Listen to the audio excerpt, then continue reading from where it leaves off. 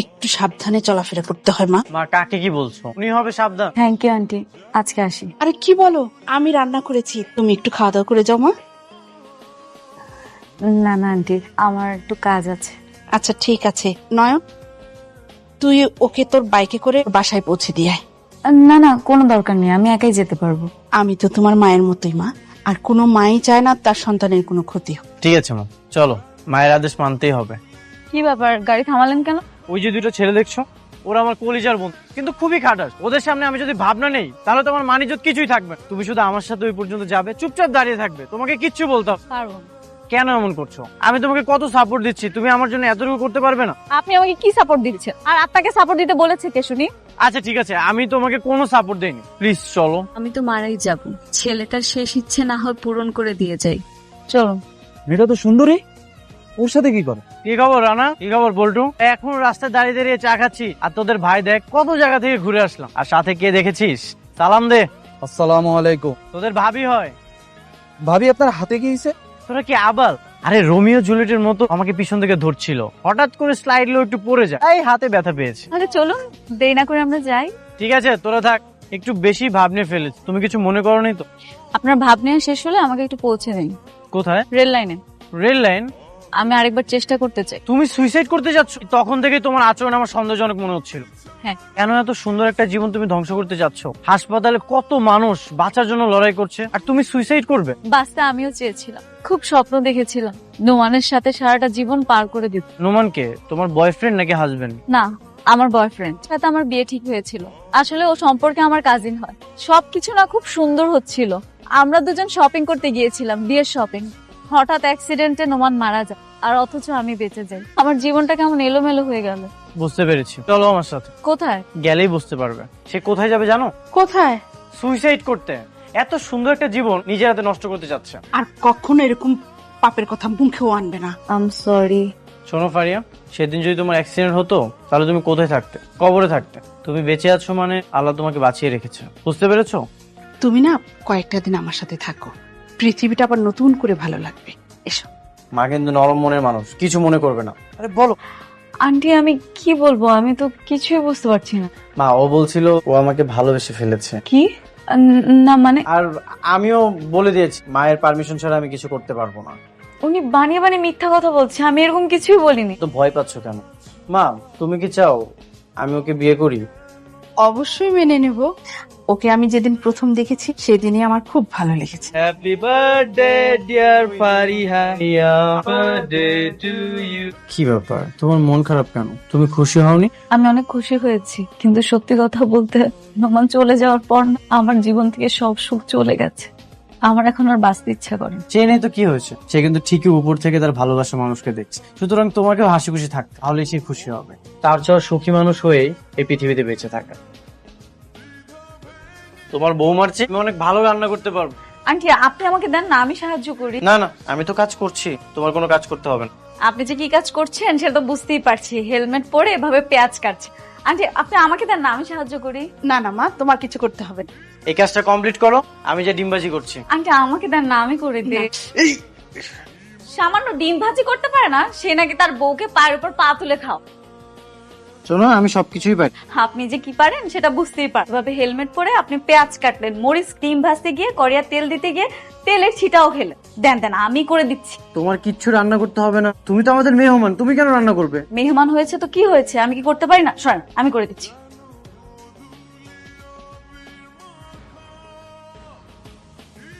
কি ব্যাপার, তোদের কি হলো নাকি ঘাড় এভাবে ঘুরিয়ে বসে থাকবো? ঘুরাও মা। লজ্জা পেতে হবে না, এরকম বয়স আমরাও পার করে এসেছি। আন্টি, আমার কোনো দোষ নেই, আমি কিছু করিনি। তুমি যদি না খেতে চাইতে তাহলে আমি তোমাকে খাওয়াতে পারতাম। আচ্ছা ঠিক আছে, এখন চুপচাপ খাও। যে মেয়েটা রেল লাইনে মরতে বসেছিল তাকে এই একগুচ্ছ গোলাপ দিয়ে তার নতুন করে বাঁচার হিসাব মেলানোর জন্য এখানে ডেকে। তুমি কি আমার এক চিলতে মেঘ ঘনের আকাশে থাকবে সারা জীবন? I love you. আমি সত্যি জানি না আমার কি বলা উচিত, তবে নোমান চলে যাওয়ার পরে আমার ভেতরের মানুষটা না মরে গিয়েছিল। আমি ভেবেছিলাম আমি আর কখন হাসতে পারবো না, কিন্তু সত্যি বলছি, যে কটা দিন তোমাদের বাসায় ছিল, তোমার পাগলামি, আন্টির মামা ডাক, তোমার চোখের চাহনি, আমার সব কষ্ট দূর হয়ে গেছে। যাকে চোখ বন্ধ করে বিশ্বাস করা যায়। বিষয়টা আমি তেমন একটা ক্লিয়ার হলাম না। তার মানে তুমি বুঝতে পারছো না? তুমি যদি আমাকে সারা জীবন এভাবে আগলে রাখো, তাহলে নোমানের দেয়া কষ্টের শেষ পাতাটা ছিঁড়ে আমি তোমার ছায়ায় একটা নতুন গল্প শুরু করতে চাই। আগামীকাল কেন? এখনই চলে আয় না মা, প্লিজ চলে আয়। কতদিন তোকে দেখি না। কালকে আসবো, কারণ তোমাকে একটা সারপ্রাইজ দিব। সেই সারপ্রাইজ? আচ্ছা ঠিক আছে, কিন্তু তোর জন্য সারপ্রাইজ আছে। আয়, তারপর দেখবি। আমি আপনাকে খুব মিস করি। আমার মা নেই তো, যে কয়টা দিন আপনার সাথে বাড়িতে ছিলাম মনেই হয়নি দূরে কোথাও আছে। আপনি আমাকে আমার মার অভাবটা বুঝতে দেননি। আমার সবসময় মনে হয়েছে আমি আমার মার সাথেই আছি।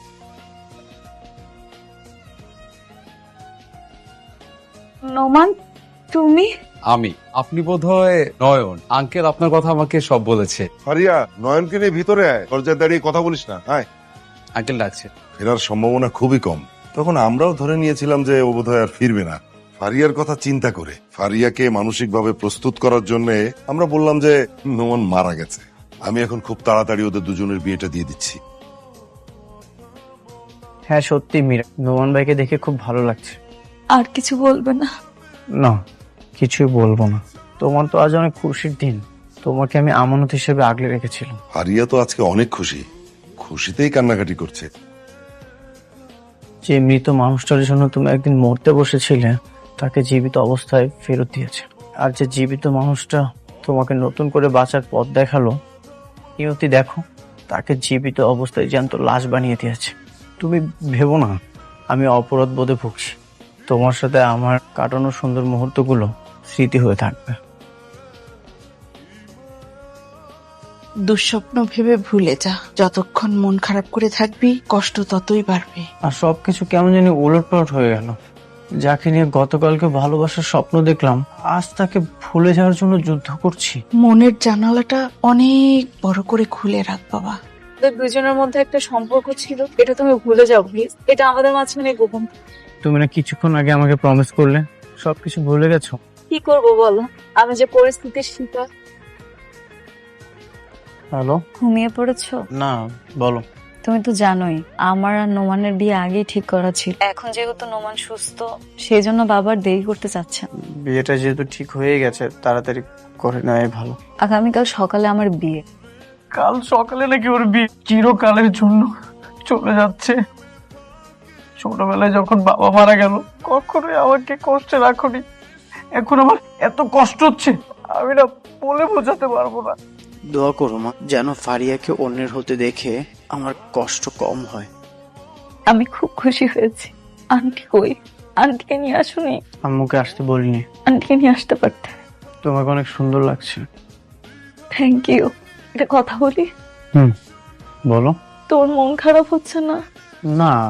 হঠাৎ করে নোমান চলে আসলো, আমি তোমাকে ভালোবাসার শর্ত নোমানকে বিয়ে করছি, তোমার খারাপ লাগছে না? সত্যি বলতে কষ্ট তো একটু হবে। মন থেকেই তো তোমাকে ভালোবেসেছিলাম। সমস্যা নেই, তুমি সুখী থাকলেই আমি সুখী। নিজের মানুষকে অন্যের হতে দেখলেও ভালো লাগে। একটা সত্যি কথা বলবো? বলো। গতকাল রাতে তোমার সাথে কথা বলার পর থেকে আমি শুধু তোমার কথাই চিন্তা করেছি। এখন আর এসব বলে কি হবে? কারণ আমি জানি নয়ন, আর সুযোগ হবে না, তোমাকে আর কোনোদিন দেখতে পারবো না। তুমি বলেছো, তাতেই আমি অনেক খুশি হয়েছি। তোমার জীবনটা অনেক সুন্দর হোক। দেরি হয়ে যাচ্ছে তো, কাজে বসে আছে। তোর বান্ধবীদের আমি পাঠিয়ে দিচ্ছি, নিচে চলে আয়। বলেন বাপু। মা, মা, কথা বলছো না কেন? এক্সকিউজ মি, আপনারা তো নয়নের বন্ধু, আমাকে চিনতে পেরেছেন? ওই যে সেদিন দেখা হয়েছিল। হ্যাঁ, আপনার সাথে না নয়নের রিলেশন ছিল। কিন্তু নয়ন কোথায়? ওর বাসায় গিয়েছিলাম, কেউ দরজা খুলছে না, অনেকবার নক করলাম। আপনি কি কিছু জানেন না? না মানে 2 দিন আগে আমার বিয়ে ঠিক হয়েছিল, তো বাবার সাথে রাগারাগি করে বিয়েটা আমি ক্যান্সেল করে দিয়েছি। আপনি হয়তো জানেন না, নয়নের মা আসলে মারা গেছে। কি? Heart attack. ওর মা মারা যাওয়ার পরে ও নিজেকে এতভাবে দোষারোপ করতেছে, কেমন যেন পাগল পাগল হয়ে গেছে। নয়ন এখন কোথায়? কাল সারা বিকেল তো রেল লাইনে বসেছিল, আজকেও হয়তো ওখানেই আছে। আমি এসে গেছি। তুমি এখানে কেন আসছো? যেখানে গল্প শেষ হয়ে গেছে সেখান থেকে কখনোই গল্প শুরু হবে না। নোমান আমার অতীত ছিল নয়ন, আর তুমি আমার বর্তমান। আমি তোমাকে প্রচন্ড ভালোবাসি। বড্ড দেরি করে ফেলেছো। মানুষের মন আর ঘড়ির কাঁটা পরিবর্তনশীল। তুমি বেঁচে থাকার কারণ পাচ্ছ না? আমি তো তোমার বেঁচে থাকার কারণ। আমি তো তোমাকে অনেক ভালোবাসি। তুমি তো অন্য কাউকে বিয়ে করে ফেলেছো। না, আমি বিয়ে করিনি। তুমি চলে আসার পরে কবুল বল। আমি এই বিয়ে করব না। নোমান, আমি সরি, কারণ তুমি আমার জীবন থেকে চলে যাওয়ার পর থেকেই তুমি আমার কাছে মৃত। আমাকে নতুন করে জীবন দিয়েছে নয়ন। আমি মনের অজান্তে ওকে অনেক বেশি ভালোবেসে ফেলেছি। আমার পক্ষে ওকে ছাড়া থাকা সম্ভব না। বিয়ের আসরে বসে ফাজলামো হচ্ছে নাকি? আমি আমার সিদ্ধান্ত জানালাম, এই বিয়েটা করা আমার পক্ষে সম্ভব না। এখন তো বুঝলে সব, আমি তোমাকে কতটা ভালোবাসি। প্লিজ আর পাগলামি করুন, আমরা দুজন একসাথে বাঁচবো। কাউকে না পেয়ে জীবন শেষ করে দেওয়াটা চরম বোকামি।